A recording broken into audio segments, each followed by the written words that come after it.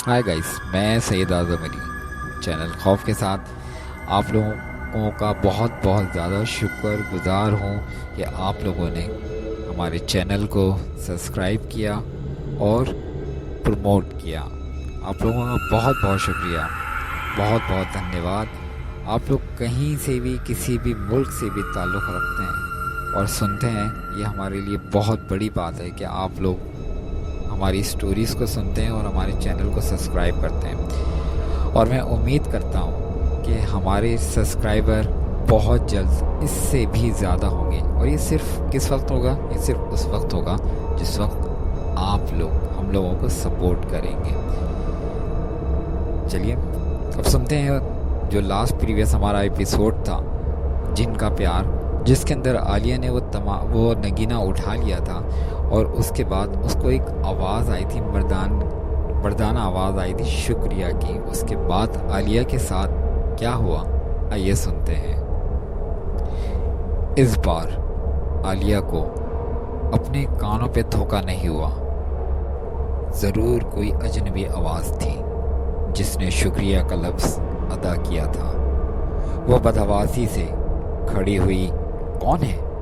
उसे फिर वो चाप और साया याद आ गया और उसने बुखलाए हुए अंदाज में चारों तरफ देखा, लेकिन चिलचिलाती हुई धूप और लू की थपेड़ों के अलावा और कुछ भी न था। फिर उसकी निगाह दरख्त पर उठ गई। मुमकिन है कोई ऊपर दरख्त पर चढ़ा होगा और उसे परेशान कर रहा हो, लेकिन दरख्त तो सुनसान था। ऊपर तक दरख्त साफ पड़ा था।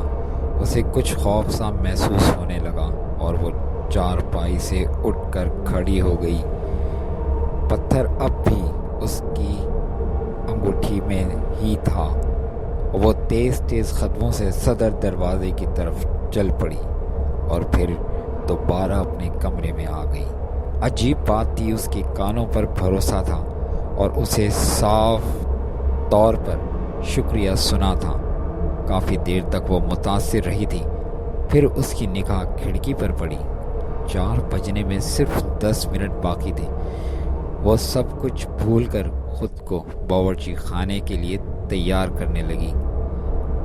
मिट्टी में दबा हुआ पत्थर उसने मसेरी के साइड रैक में रख दिया और बाथरूम चली गई। ठंडे पानी के छींटों ने चेहरे की तमतमाहट को बड़ा सुकून दिया। वो काफ़ी देर तक चेहरे और आंखों को पानी से नम करती रही और चेहरा तरोताज़ा होकर बाहर निकल आई। पूरे 4 बजे थे। कमरे से निकलकर वो बावर्ची खाने में पहुंच गई। उसके जहन ने थोड़ी देर कबल का पुरस्कार वाक़या भुला दिया। अब उसकी ज़िम्मेदारी शुरू होती थी।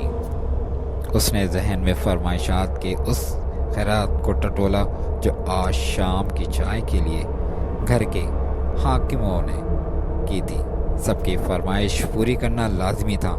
चुनाचे वो जल्दी जल्दी तैयारियां करने लगी और ठीक 5 बजे वो खूबसूरत ट्रॉली को अनवा अक़साम के लवाजमात से सजाए हुए फौजिया खाला के कमरे में पहुंच गई। बाहर का मौसम अभी तक गर्म था, इसलिए लॉन पर चाय पीने का सवाल ही पैदा नहीं होता था।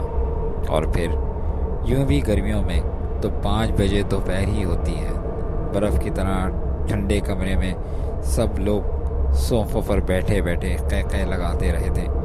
जो ही वो अंदर दाखिल हुई, क़हक़ह एक लम्हे के लिए रुक गए और फिर जारी हो गए, जैसे उसे एहसास दिलाया जा रहा था कि उसकी यहाँ आमद से किसी के मशगलों पर कोई असर नहीं पड़ा और वो कोई अहमियत नहीं रखती। लेकिन उसने इनके इस तासुर की तरफ कोई तवज्जो नहीं दी। वो लोगों का मामूल था। सलीक़े से उसने सेंटर टेबल दुरुस्त की और चाय और दूसरी चीज़ें सर्व कर दी। बावर्ची खाने की गर्मी में उसका चेहरा तमतमाकर आग हो गया था। होठ खुश्क हो गए थे। वो चेहरा बेहद हसीन लग रही थी। उस गर्मी में तुम्हें मेकअप करने की फुर्सत मिल जाती है? आलिया उस माँ से तंजिया अंदाज में कहा। मेकअप? اس نے حیرت سے عظمیٰ کی طرف دیکھا۔ اس نے تو زندگی میں بھی میک اپ نہیں کیا تھا۔ اوہ، میرا رنگ ہی ایسا ہے۔ عجیب بات ہے، تم لوگ سونے کے نوالے کھاؤ تب بھی ایسا رنگ نہ نکال سکے۔ اللہ میاں بھی بعض اوقات خواب مذاق کرتے ہیں۔ فوزیہ خالہ نے ٹرکا لگایا، لیکن اس بات میں بھی عظمیٰ اور شمسا کی تصدیق تھی، اس لیے وہ دونوں منہ بنا کر خاموش ہو گئی۔ وہ باہر نکل آئی۔ ابھی بہت سے کام تھے۔ سورج اب بھی قہر برسا رہا تھا، لیکن وہ گرمی سے بے خبر اپنے کاموں میں مصروف ہو گئی۔ شام ہوئی اور پھر رات وہ سب کچھ بھول گئی تھی۔ برگد کے نیچے سے ملنے والا پتھر، شکریہ کے الفاظ، کوئی بات اسے یاد نہ تھی۔ 11 بجے سب کے خواب گاہوں میں نس جانے کے بعد اسے فرصت ملی اور وہ اپنے کمرے کی طرف چل دی۔ کمرے میں پہنچ کر اس نے گہری گہری سانسیں لیں۔ دن بھر کی تپش کے بعد کمرہ اب بالکل ٹھنڈا ہو چکا تھا۔ وہ خاموش مسیری پر بیٹھ گئی۔ آئینہ سامنے موجود تھا اور وہ سوچنے لگی کہ کچھ بھی ہو، وہ اب بھی اس سب سے اچھی اور سب سے باوقار لگتی ہے۔ شاید ان کی ضرورت سے زیادہ جلن کی یہی وجہ ہے۔ عام طور پر اس کے لیے سادہ اور معمولی کپڑے کے لباس بنتے تھے، لیکن اس کی مرحوم ماں کے چند جوڑے اب بھی اس کے پاس موجود تھے۔ قیمتی جوہر جوڑے جنہیں وہ کبھی کبھی اپنے کمرے میں پہن لیتی تھی۔ آج بھی نہ جانے کیوں اس کا دل چاہا کہ وہ کوئی عمدہ لباس پہنے، اور یہ خواہش اتنی شدت ہوئی کہ اس سے باز نہ رہا گیا۔ اس نے الماری کھول کر ایک خوبصورت جوڑا نکالا، غسل خانے میں جا کر اسے پہننے لگی۔ زرکار جوڑے نے اسے سحر انگیز بنا دیا تھا۔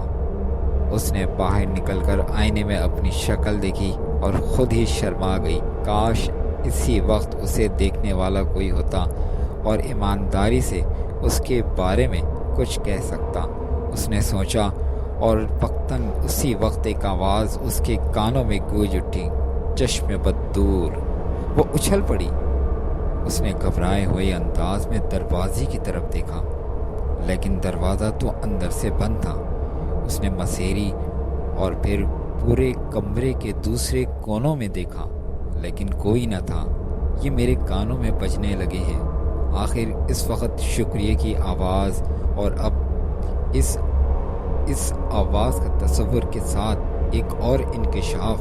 شکریہ والی آواز اس آواز سے مختلف نہیں تھی، ایک ہی آواز، اور یہ نرم انداز کون ہے؟ کس کی آواز ہے؟ وہم، صرف وہم، ورنہ اور کون آ سکتا تھا؟ اس نے پھر دل کو تسلی دی اور آئینے کے سامنے سے ہٹ گئی۔ رات گئی اپنی تھی، اب کسی کے بلانے کے امکانات نہیں تھے۔ انہیں کپڑوں میں بستر پر آ لیٹی، تکیہ اونچا کر کے وہ دراز ہو گئی، اور لیٹے لیٹے اسے اس خوبصورت پتھر کا خیال آ گیا۔ اس نے سائیڈ ریک کی دراز کھولی اور پتھر نکال کر ہاتھ میں پکڑ لیا۔ کیسا پیارا پتھر ہے، وہ سوچنے لگی، اور پھر اسے چمکانے کے لیے اس نے اسے اپنے لباس سے رگڑا۔ پتھر در حقیقت چمک اٹھا، لیکن اس کے ساتھ کمرے کے اوپر روشن دان سے کوئی پرندہ اندر گھس آیا۔ 1 2 3 4 اور مبدوط سی انہیں دیکھتی رہ گئی۔ یہ چمگادڑیں تھیں، اور ان میں سے 3 چمگادڑیں نیچے اتر آئیں اور اچانک لمبی ہو گئیں۔